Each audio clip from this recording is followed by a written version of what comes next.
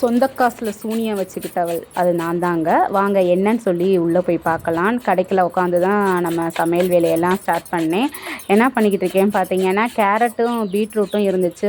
நாள் பழைய காய்கறி. சரி அதை ஓகே சீச்சு வச்சுட்டு வெங்காயம், பச்சை மிளகா, அதுக்கப்புறம் கொத்தமல்லி, இஞ்சி, வெள்ளைப்பூடு இந்த மாதிரி திருவி வச்சுக்கிட்டேன். இஞ்சியை நான் கொஞ்சம் டேஸ்ட்டாக இருக்கும் பார்த்துக்கோங்க. சரி ஓகே வாங்க உள்ளே போய் என்ன சமையல் பார்த்துடலாம். இன்றைக்கி குழம்புலாம் எதுவும் கிடையாதுங்க, கூட்டெல்லாம் எதுவும் கிடையாதுங்க. இது ஒரு ஃப்ரைட் ரைஸ் மாதிரி, ஆனால் ஃப்ரைட் ரைஸ் கிடையாது.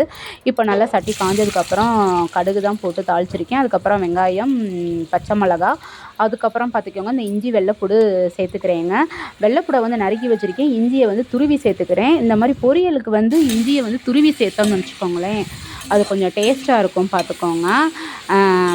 அதாவது என்னன்னா, சொந்த காசில் சூனியம் வச்சுக்கிட்டேன்னா, சரி குழம்புலாம் சாப்பிட்டு போர் அடிச்சு போச்சுங்க. அந்த சாம்பார், புளிக்குழம்பு, மற்றது நம்ம வேறு விரதத்தில் இருக்கோமா, சரி காய் வேறு பழசாக இருந்துச்சு அப்படின்னு சொல்லிட்டு என்ன பண்ணினேன், இந்த கேரட் ரெண்டும் ஒரு 4-5 பீட்ரூட்டும் இருந்துச்சு. சரி ஓகே ஒட்டுக்கா போட்டு பொரியல் மாதிரி செஞ்சு இந்த ஃப்ரைட் ரைஸ் சாதம் மாதிரி பண்ணிடுவோம் அப்படின்னு பண்ணினேங்க. அது என்னடான்னு பார்த்தா ரெண்டுமே மண்ணுக்குள்ளே விளையிறதா. அதுக்கப்புறம் இஞ்சி வேறு சேர்த்துருக்கோம் இல்லையா, அது வந்து பித்தத்தை வந்து களைச்சி விடும் பார்த்துக்கோங்க. எல்லாம் சேர்ந்து நேற்று தலை வெளி பின்னி பெடல் எடுத்துருச்சு பார்த்துக்கோங்க. ஒரே வாமிட்டிங் தான். மாத்திரை பக்கமே போகாதவன் நேற்று ஒரு சாரிடான் எடுத்து போட்டேன் பார்த்துக்கோங்க. இதுக்கு சைடிஷ் என்ன வச்சேன்னா, முட்டை ஆம்லேட் வந்து மாமாவுக்கு போட்டு கொடுத்தேன். மிளகு ஜீரகம் இடிச்சிருந்தேன் பார்த்துக்கோங்க. சாப்பாடை நல்லா ஆற வச்சுட்டு இந்த பொரியலை வந்து அதில் போட்டு எடுத்தோம்னு வச்சுக்கோங்களேன், அப்படியே சூப்பராக இருக்கும். ஆம்லேட் வச்சு சாப்பிட்டா அவருக்கும் டிஃபன்லாம் பேக் பண்ணி அவர் ட்ரெஸ் எல்லாம் எடுத்து வச்சாச்சு.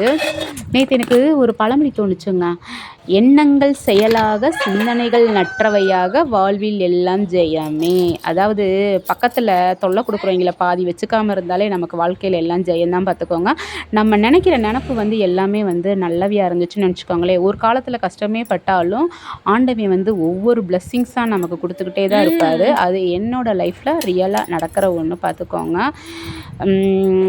அப்புறம் பார்த்தீங்கன்னா, சரி கடைக்கில் உட்காந்து சாப்பிட்டோன்னா அனுசியாமா மஞ்சு நாங்கள் அடுத்து திருப்பி ஒரு வாய் எடுத்து வச்சேன். அக்கா கடலை மாவு இருக்கா அப்படின்னாங்க. ரைட்டு இன்றைக்கி சாப்பிட்ட மாதிரி தான் அப்படின்ட்டு.